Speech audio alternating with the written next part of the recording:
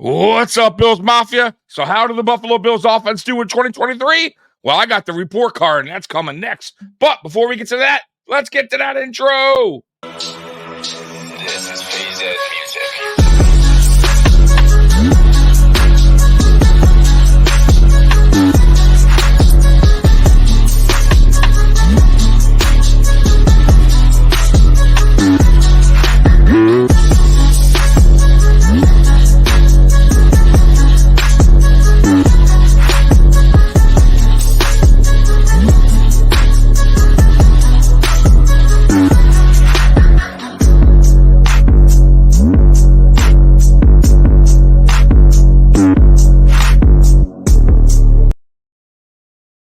Welcome to the Mafia Sports Report. I am Tommy. Please like, subscribe, hit that notification bell because I always forget to tell you. Man, it's been a while since I did a recording. Guys, as you may or may not know, some of you know, I hit big on the Super Bowl, 11,000. And I got a lot of things done, including getting some of my teeth removed that have been bothering me. And that's why I haven't been able to come on here as of late, because it's actually still bothering me. And I got to go back because something isn't right. So anyways, wish me well because I'm in a lot of pain here, but I still had to do this video for you guys. So let's get into this report card for the Buffalo Bills offense in 2023. Once again, shout out to Bills Wire for creating this article. All right, quarterbacks. Really quarterback, right? We never want to see Kyle Allen in the game ever, or any backup quarterback for the Buffalo Bills, that is. So we'll just leave that as quarterback. We could provide all these stats to show why Allen is graded an A overall, even though he did have plenty of interceptions thrown. But he was an MVP candidate for the entire NFL. That should suffice. Yeah, listen. Josh Allen, he gets a lot of criticism when things aren't going great for this offense, and I just don't. I don't think it's his fault necessarily. Now, is he to blame? Somewhat. Yeah, sure. He threw a lot. He threw a lot of interceptions. He had some costly turnovers, especially in week one. I think it was like 4 of them. He had 3 interceptions and a fumble. It was just like not good. You can't win ball games by turning the ball over, no doubt about it. But the offensive coordinator in Ken Dorsey, who's now the offensive coordinator in Cleveland, didn't help either. Also, we didn't have a very good receiving corp. I really expected more from this receiving corp going into last season, 2023 season, and they just didn't. They just didn't do it. Even Stephon Diggs, who had a good season but not a great season, just didn't do a lot this year to help out Josh Allen, especially in the playoffs. Did nothing really. It was a quiet kind of year. It was really a quiet second half for Stephon Diggs. Hopefully, 2024 is a different season for Stephon Diggs, especially with the drops. Once again, I believe we led the league in drop percentage. Not good. You can't have that. And that's not Josh Allen's fault, guys. And that's why I say sometimes, man, not me, but a lot of people want to point the finger directly at the quarterback when they're not really looking at the big picture. And the big picture was Brandon Beane and Sean McDermott has not really helped out this offense, really honestly, since they drafted Josh Allen. Now, they did go ahead and draft Dalton Kincaid last year, which was a step in the right direction. And they also drafted Osiris Torrance in round 2, which once again was a step in the right direction. That's another thing. The offensive line has been a disaster for many, many, many seasons. And they finally addressed it in the offseason last year, right before we went into the 2023 season. And, look how much better the running game was with the younger, better offensive line. It was night and day, right? Night and day difference. And, I hope they continue that trend of building up this offense, because what you saw last year was basically Josh Allen putting on a Superman cape once again and carrying this offense as far as he could go. And you guys saw what happened in the playoffs, right? Against the Chiefs. We just didn't have enough firepower. The defense let us down yet again, and the offense just didn't have enough to beat the Chiefs. And unfortunately, that's what it's been like since Sean McDermott's been the head coach, a defensive-minded head coach. And that's why I fear for this team moving forward with Sean McDermott as head coach. I love what he's done for this team. I appreciate everything he's done. But the fact that he hasn't addressed the offense, it's concerning. And us picking up 1-year free agents on the cheap, going into thrift stores and buying the cheapest free agent we can get, a 1-year deal, is not going to cut it. It's time to draft a young receiver with the first pick. It's time to get at least a stud offensive player in free agency. Derrick Henry. That will be my choice. Do what you got to do. Anyways, that's the grade on the quarterback. I totally agree with. Look at his stats. He was the only MVP vote. He was the only guy that got a vote, right, in the MVP race, except for the winner, which was Lamar Jackson, who won it in a landslide, which I honestly, guys, I wouldn't have gave it to Lamar Jackson. I think Christian McCaffrey did more for his team than Lamar Jackson. But it is what it is. Those awards are pointless right now. A lot of players don't even really care for them. I'll be honest with you guys. Just like the Pro Bowl, right? They mean shit. Because look at Aaron Rodgers, back-to-back MVP, didn't even go to Super Bowl that year. Look at Lamar Jackson. Now he's 2 of them. He still hasn't gone. He hasn't even gone to an AFC Championship game. So it really means nothing. All right. But anyways, let's get to the next one, guys. All right, here we go. Running backs, B. Okay. James Cook surprised many in Western New York with the breakout Pro Bowl season he put together in his first year as the Bills' #1 rusher. He carries the grade here. However, Buffalo's offense has often tried to mix it up and have a 1-2 punch. That never really got going at any point. Between the likes of Damian Harris, Latavius Murray, and Leonard Fournette, no one stepped up in the bruising role. Ty Johnson was probably the Bills' best backup at times, and he's not a change of pace run from Cook. I totally agree, and that's why I'm telling y'all that you have to go out there and get a Derrick Henry to be that 1-2 punch.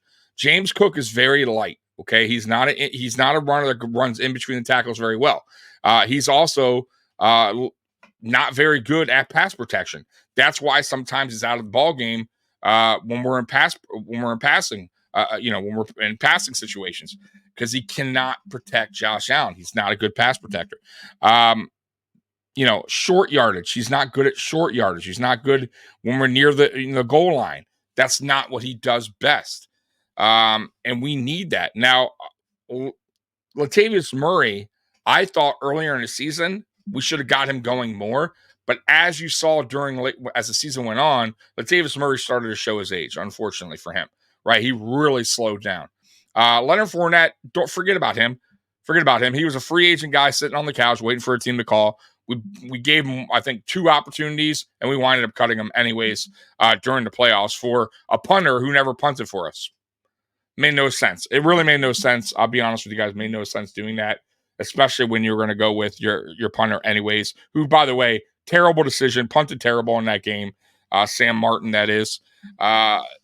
Just that's what I'm talking about when it comes to this coaching staff. I don't understand their thinking. But anyways, and then Ty Johnson, I thought Ty Johnson did come on strong when we finally brought him up from the practice squad, but he's not a change of pace running back, and they are correct with that. We need a big bruiser type of running back, and if it's not Derrick Henry, go through the draft, get yourself a big bruiser running back, and have a real solid 1-2 back, in the backfield. But I'm all for Derrick Henry. Do I think it's going to happen? Probably not. I mean, if Brandon Beane's saying basically this offseason is going to be all thrift store shopping, then expect a lot of 1-year deals, guys. But he said this before, and he did went out and spend some big money. So don't always go on his word, but we'll see what happens there. But running back B, I'll give it a B because I thought James Cook, once Joe Brady took over, James Cook really got more involved in the offensive game plan, got more carries, and he looked good. There was some things I didn't like.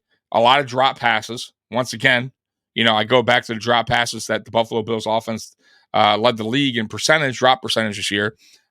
He was one of them. He probably had 3 touchdowns that he dropped, this season, 3 or 4 actually, and just unacceptable. Unacceptable. Can't have that happen. And that's one thing he needs to clean up in his game as well. So, but running the ball, he ran the ball well. Finally, a running back in Buffalo who went over 1,000 yards rushing. Last guy to do that was Shady McCoy. So it's good to see that we finally got a running back on the map that can rush for over 1,000 yards. And I hope that trend continues, but we do need to, get another running back in the room as well. All right. So I'm good with B. All right. Next up, wide receiver C+. I don't know, man. The Bills have a lack of playmakers. That was put on full display during the later stages of the season when Stephon Diggs went quiet. In that time, Khalil Shakir stepped up, but still has a ways to go before he considered a massive talent. A good start for him, at least. A pending free agent, Gabe Davis, is likely gone. He's at least going to test the free agent market, and he's not coming back. I would be surprised if Gabe Davis comes back to Buffalo. He's going to get paid somewhere. It's just not going to be in Buffalo. Khalil Shakir for me is a guy that I've been saying needs to get more, more looks, right? He needs to be more involved with the offense. And I think Joe Brady saw that. He started putting him more into play designs, more into the offensive game plan. That's one thing Ken Dorsey did not do well. Ken Dorsey didn't understand his players' strengths and weaknesses. And it's look at the guys that we had, right? You have Deontay Hardy. He was a speedster, right? Elite speed. We didn't do anything with him, right? We did nothing with him on the offensive side of things, right? Didn't know jet sweeps. He wasn't in motion a lot. Nothing deep. No slants. Like we did nothing, for him to use his strengths, right? We did nothing. Trent Sherfield was a total disappointment. I really thought Trent Sherfield was the guy that was going to give us at least 500 yards receiving, and he didn't do that. He was just bad. He didn't look good, and that could have been also Ken Dorsey's problem, not getting him involved more in the offense or finding his strengths and using them on the field, or that could have just been Trent Sherfield's just not that good. Because when Joe Brady came into the picture, he still really wasn't doing anything on offense. So he was only a 1-year deal, and that's what I'm talking about. But the 1-year deal guys, they generally don't work out. They're a 1-year deal for a reason. And he's gone. Deontay Hardy has one more year left on his contract. Though I think the Buffalo Bills are going to cut him to save some, get some money back on the salary cap. So Stephon Diggs, like I said earlier, yes, he had a good season. It wasn't a great season. He could do lots better. We've seen him do better. And he also needs to step up when we make the playoffs because this is a playoff team. No matter what, anyone says, this Buffalo Bills team still can make the playoffs. This Buffalo Bills team could still win the AFC East. Right? Our concern is once we get into the playoffs, players just go in hiding, right? Like nobody steps up to the plate except for Josh Allen, who tries to do everything in his power to get the dub. But everyone else kind of just disappears.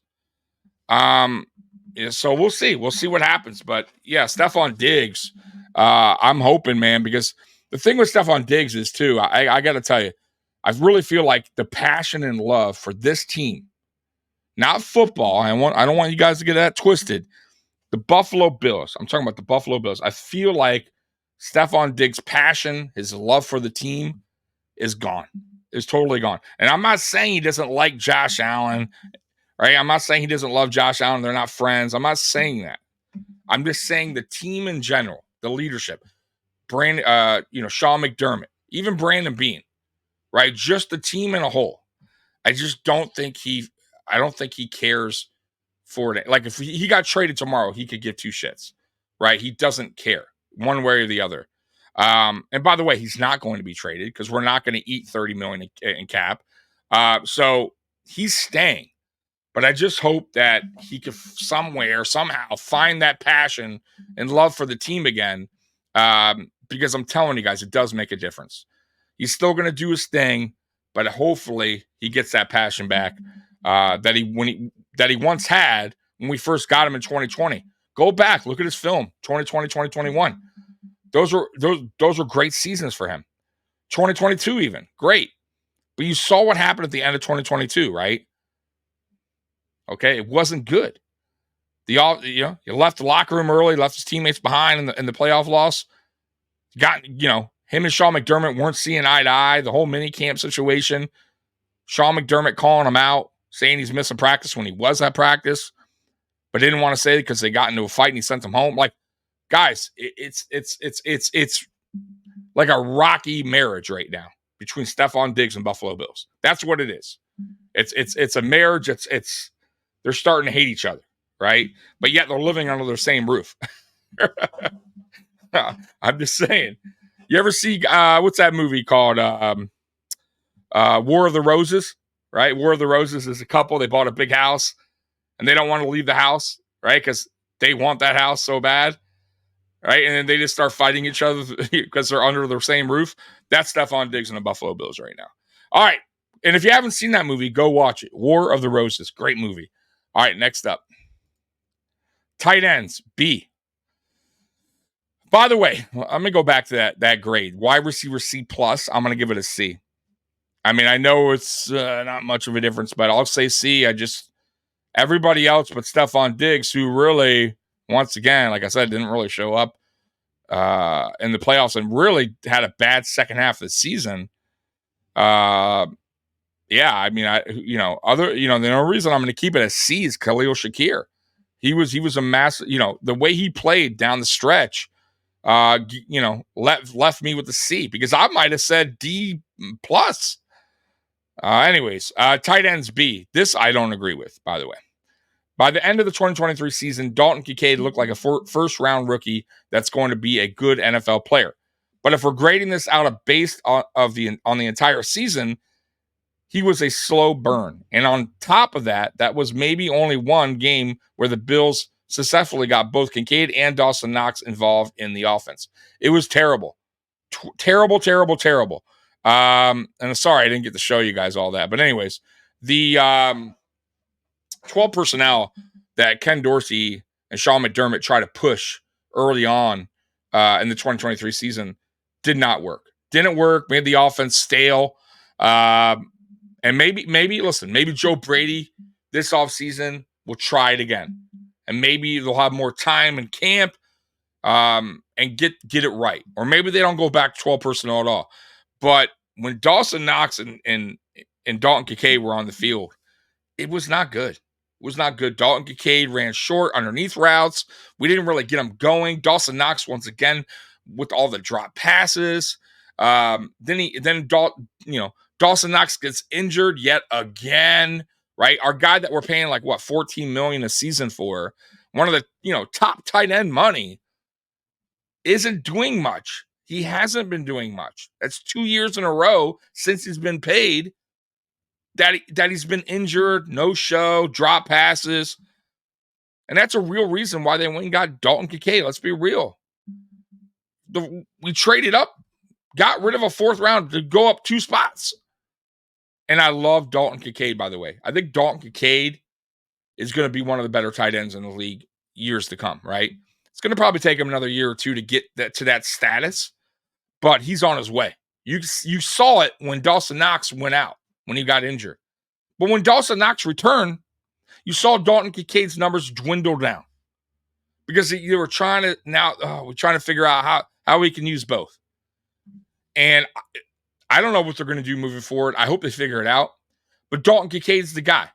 And I know he's limited. He's not the best blocking tight end. Dawson Knox is good at that. So maybe they can figure that out. But it just sucks that we're paying a tight end, Dawson Knox, all that money, and he's not producing. He's not showing his worth on the field. And by the way, I love Dawson Knox. I do. I really do. I was rooting for that guy since we drafted him. This is a business, and we know that. He has to show up, right? He's getting paid, like I said. toward the top of the tight ends. Where other tight ends are getting big money, he's up there. And look at his numbers. Look what he's doing. Look at his drop percentage. Not good. So what'd they give this? They gave it a B? No way. No way in hell. I'm going to give that a C-. Dalton Kincaid didn't get going until Dawson Knox went out. Then when Dawson Knox came back, it was just all shaky. They didn't do much in the playoffs either. So no. So I disagree with that one. Sorry, Bill's Wire. I'll say C. I'll give it a C. Offensive line, A-. Finally, after a long last under the watch of Sean McDermott, Buffalo had a promising offensive line. The one thing that probably won't remain is how incredibly healthy this group was in 2023. But let's hope so. Deion Dawkins was the only Pro Bowler from the group, but the entire line, which also consisted of Mitch Morse, Spencer Brown, Connor McGovern, and Osiris Torrance, was graded out as the 6th best unit in football by PFF. That's some great company. Absolutely. And I'll go back to it. What I said earlier in this recording, Brandon Beane finally addressed the offensive needs. Offensive line, right? Okay. And it may be a weapon when he drafted Kincaid, which will be a weapon. But offensive line was the biggest thing for me because it starts there. You have to have a good offensive line in the NFL to succeed. If you don't, you're gonna fail, and you're gonna fail miserably. I thought, going out and getting McGovern early on, that was a good pickup. Though I don't think he's the best left guard in the league. I think we still can upgrade there, but I thought he had a decent season. He was probably the weakest link out of that line, but he's still a pretty good player, and he stayed healthy the whole year. By the way, our whole offensive line stayed healthy, that doesn't happen much, and you guys know that. So you got to give credit to them for staying healthy as well, being on the field. Deion Dawkins did Deion Dawkins things. That's who he is. He's a good player. He has a few games here and there where he doesn't show up, but for the most part, Deion Dawkins does his thing on the football field. Now, the one guy, right tackle, Spencer Brown, who Bill's Mafia was freaking out about, and I had to defend this guy over and over and over and tell y'all that, hey, give this dude a chance. The guy, listen, he was a project player from the day we drafted him. The day we drafted him, he was a project player. And it's crazy that Bill's Mafia didn't understand that from the get-go.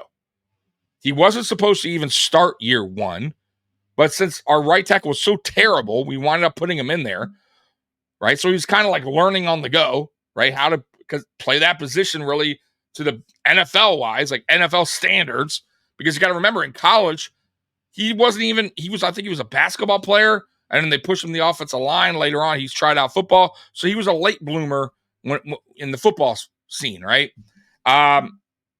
Then we had a terrible offensive line coach in Bobby Johnson, who didn't help any of our offensive linemen out, by the way. None. Zero. We go ahead and hire,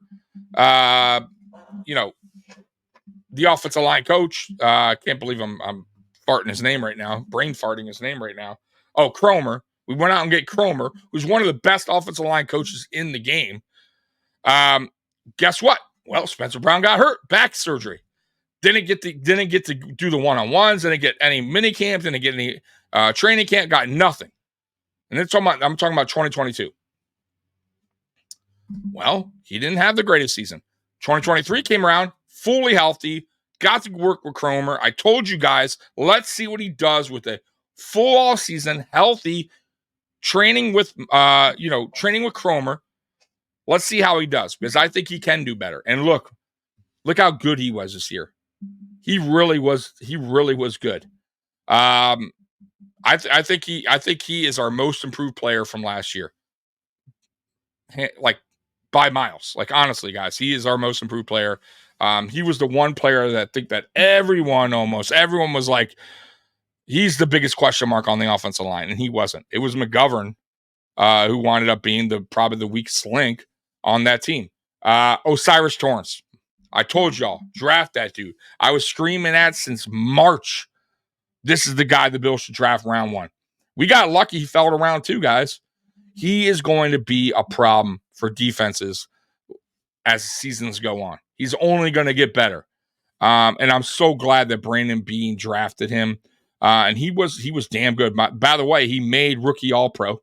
So first year, right off the bat, boom, rookie All Pro. So congratulations, Osiris Torrance, and then Mitch Morse. No injuries, and I was concerned with him. Obviously, the concussions. He stayed healthy. You could see that he's not the same center that he was. Obviously, with age, you know that's what happens. But he still had a solid season. So we'll see. This is his last year coming up. We'll see what the Buffalo Bills do. If they draft a center, to have there for the future, or do they stick with Bates? We'll see what happens. But yeah, I thought our offensive line was great this year, man. No doubt about it. All right, next up. And by the way, what'd they give them? They gave him, I'm going to give him an A. They gave him an A-. I'm going to go A. I thought they did really good. All right, and that's it. That's it for the offense, guys. So what do you guys feel, man? Do you guys feel that the grades were fair? I thought they were fair, except for the tight ends and the receiving. I changed my grade a little bit there. But, yeah, overall, the offense, if I'm going to give the overall offense a grade, like I would say I would go with a C+. I thought the second half got better, but also some players got worse. Stephon Diggs in the second half, right? It was so odd because the first half our offense just really wasn't playing good, but Stephon Diggs was playing good. And then the second half our offense started playing good, and Stephon Diggs started to not play so good and not get a lot of receptions either, not get a lot of targets. So I think it was more like Joe Brady was just trying to figure players out, right? Trying to find the strengths and weaknesses of every single player, and he was trying to mix it up more. And he saw the running game get going also in the second half when Joe Brady took over. James Cook got a lot more carries, so it took away a little bit from the Allen and Diggs show. It made it more Allen and the Bills offense show, right? Like Allen went everywhere, right? Everybody was getting some targets, and I like that. But star receivers sometimes, obviously, they still want the attention. They still want the receptions. They still want the yards. So curious what they do this offseason, who they bring in for the number 2, because it ain't going to be Gabe Davis. So they're going to draft a receiver in round 1? I think they should. Are they going to get a running back in the draft or go free agency? I think they should free agency with Derrick Henry. That's my opinion. But if not, go through the draft. And by the way, we're missing out on a lot of defense. And that's my next video, by the way. So stay tuned for my defensive report card for the 2023 season. And guys, man, I miss you guys. And I hope you guys are doing well. Bills Mafia, I love you. And as always, I'm out of here. Go Bills. Peace.